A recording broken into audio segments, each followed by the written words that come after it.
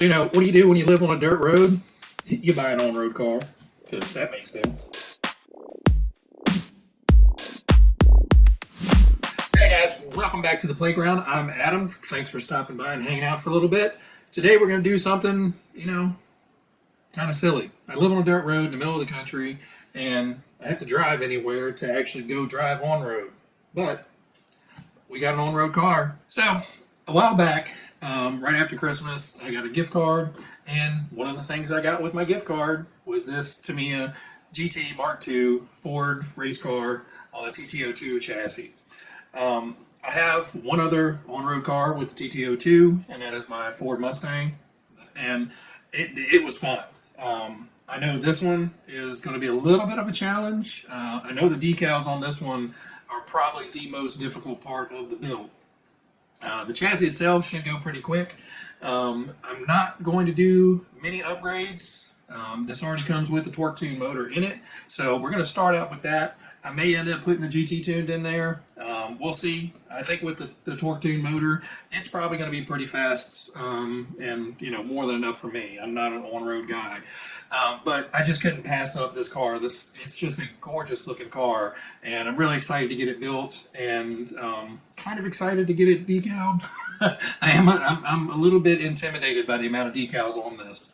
The one upgrade I am going to do is a little bit different. So a while back, I was watching another YouTuber's video, and they were building a car for a family member, the brother, cousin, something, I don't remember. But the car came with the hard chassis, and that version of it was a red chassis, and I'd never heard of that. I didn't know they made different chassis tubs for these, but evidently they do make a hard chassis, and it's a more rigid, exact replica of the chassis that's there. I guess it's like a glass filled plastic. I'm not 100% certain, but we got one.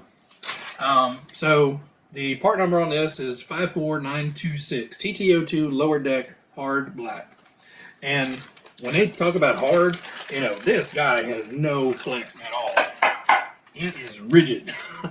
So we're going to build the car on this chassis. I'll just have a spare chassis, just in case one breaks, So what I'm going to do is I'm just going to lay everything out on the box. I'm not going to do an unboxing video. You guys have probably seen one already. I'm just going to get everything laid out here on the bench, and we'll kind of give you a little sweep around, and then I'm going to start building. And I'll get back to you once we get the chassis built.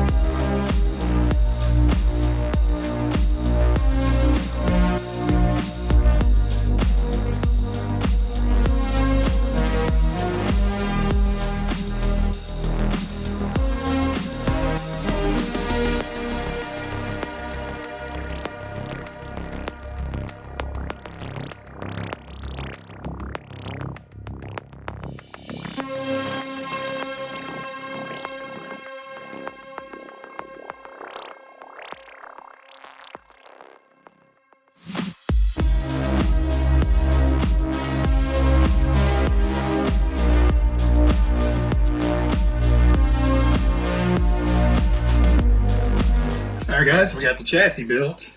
Really no issues with the chassis build at all. The only suggestions, as you're building it, when you get those diffs built, put the out drives in and make sure everything in there feels buttery smooth, because you really don't put those out drives in until way later after they're already installed and everything. So you just want to make sure everything feels good. So just pop two of those little out drives in, turn the differential, make sure everything feels good before you put those in. Also, when putting those in, they kind of rotate the car on you in the instructions, so it's easy to flip a diff and have your wheels going against each other. So just double check it, lay everything in there, and spin the spur gear, and make sure that they're doing the right rotation and they're not doing the rotating against each other. Other than that, it went together just fine. No issues at all. One thing I did change, the only thing in here that is not, stock setup, is I did install a Racing fan on this. Just because I know these are prone to get hot, and that little scoop, if it was sticking outside of the body, it would scoop some fresh air in and, all that. It's kind of silly with a scoop on the inside of a car body. Anyway, an $8 fan, and I just have that wired into the third channel on my receiver, so when I turn the car on, the fan kicks on. It is a loud fan, but it's the Racing Tornado series, so it's supposed to be a super fast, super sucky fan. I don't know. $8, I couldn't argue with it. Other than that, everything else is bone stock. One quick tip is if you bend your antenna tube and lay it straight back, basically there's a teeny hole in that shock tower back there, and with those short stubby antennas that we have now on the 2.4 gigahertz, you can basically bend it and send it right through that rear shock tower, and it'll just hold that antenna down there. You'll get plenty of signal, unless you're doing like 3/4 mile speed runs on it or something. It won't affect your signal, and you don't have to stick it outside of the body. Then it keeps it from moving around, possibly getting tangled in there. Kind of gives it a good anchor point. Other than that, it's always interesting to have to tie the wiring up and package all that nice and neat and keep it away from the spinny drive shaft. But I think it's nice and packaged in there. Should be safe enough. So next thing is getting the body painted.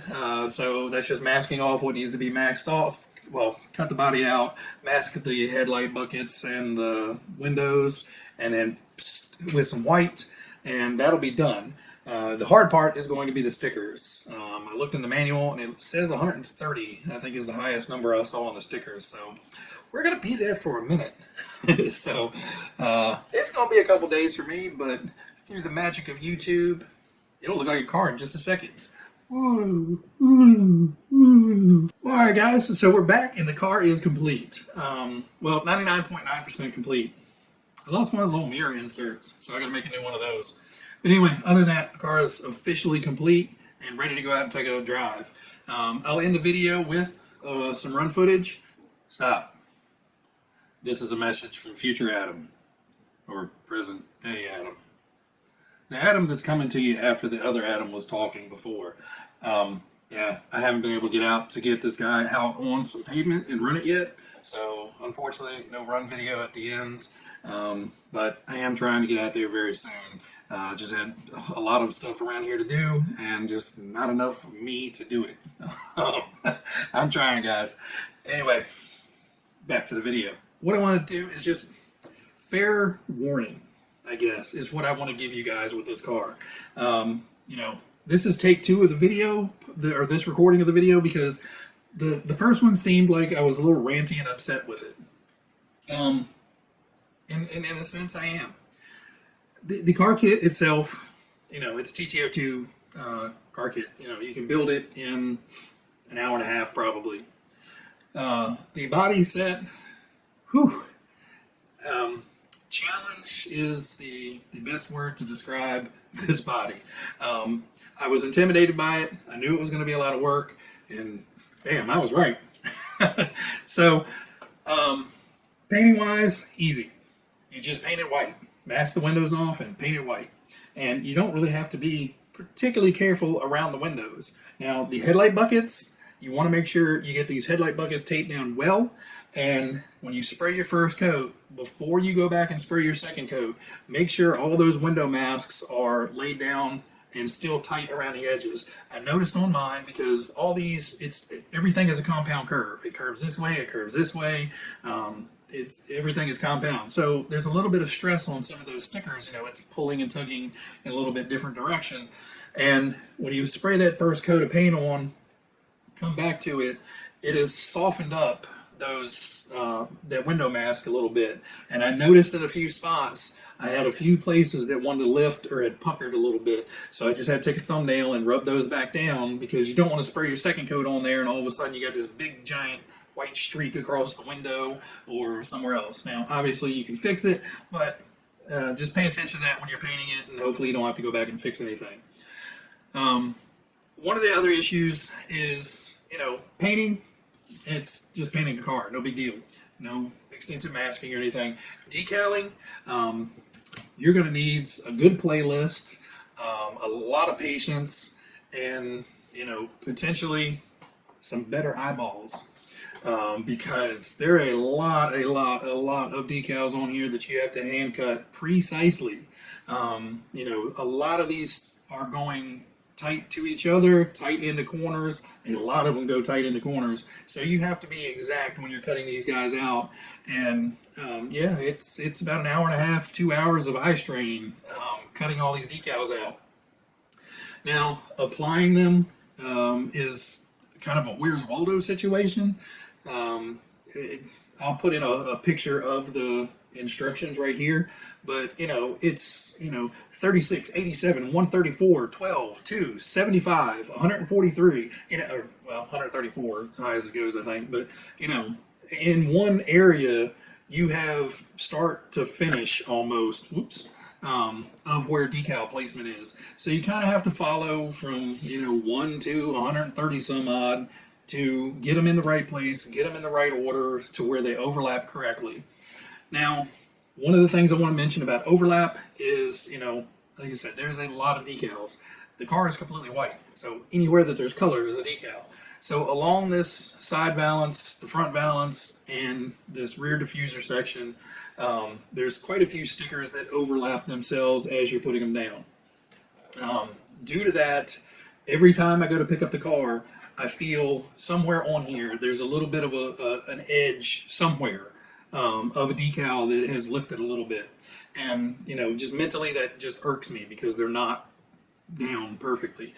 These front fender flares, I've used heat, I've, rubbed them and smushed them and smashed them, relief cut them, everything I can think to, and, they look perfect for a couple hours. I come back to it and it's all blistered, it's kind of puckered back up.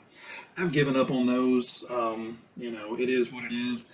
I may go back and try to get some clear decal and cover them a little bit. But again, the problem is it's curved this way and it's curved this way. So no matter what you put on there, it's going to want to crinkle up. But maybe if I get some clear and put it over top of it, it'll help hold them down. The little decals on the mirrors, they look nice. But again, you've got 3 or 4 decals wrapping this mirror, and in every direction there's some little edge or peak or something that's lifting, and it drives me batty. Other than that, it is definitely a take your time decal session. I ended up splitting it in 2 evenings in the house, listening to YouTube videos and putting decals on.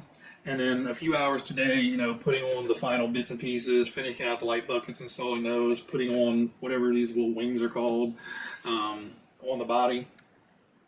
And, there are a few decals missing.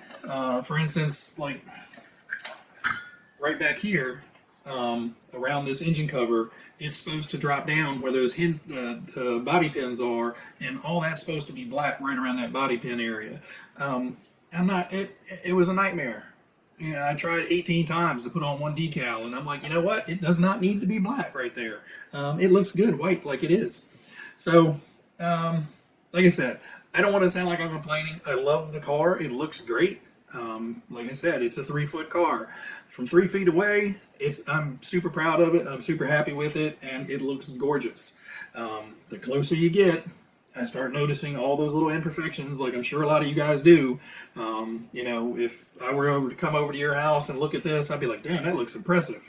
But since I did it and I'm sitting here staring at it, it'd be like, there's a screw up, there's a screw up, there's a screw up, there's a screw up, there's a screw up. So, a little bit of self critique probably, or overly self-critiquing. But like I said, it's a gorgeous car. I hope it runs really, really well. I don't see why it wouldn't. And you know, the drivetrain feels buttery smooth as is, so I'm assuming it's going to run great. Cold, rainy today, so we'll be getting that run video. Today is Thursday, probably Saturday, Sunday maybe. Whenever I can get out to a parking lot that doesn't have a lot of people in it, and it's a decent day, I'll get some run footage of it. But, you know, like I said, I'm happy with the car overall. I just want to give you guys fair warning. You know, this is a chore. This isn't something, you know, it's got 5 sponsor decals and a couple, you know, racing stripes and you're going to be done with it. So it was 134, I think, decals, 136 decals.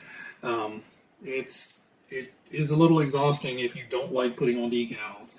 Anyway, guys, everybody out there, you guys be happy, be healthy, be safe. If you have any tips or tricks about, you know, helping get rid of crinkles and, you know, fixing little bits and pieces, drop me in the comments below. I'll be more than happy to take a look and, you know, help everybody out that's also watching the videos and reading the comments to help them out too. I'm no expert by any means. I'm a trained idiot at best most days. So, you know, everybody's help is appreciated. Everybody's comments are appreciated. I appreciate you guys watching, and I'll see you guys next time. Bye.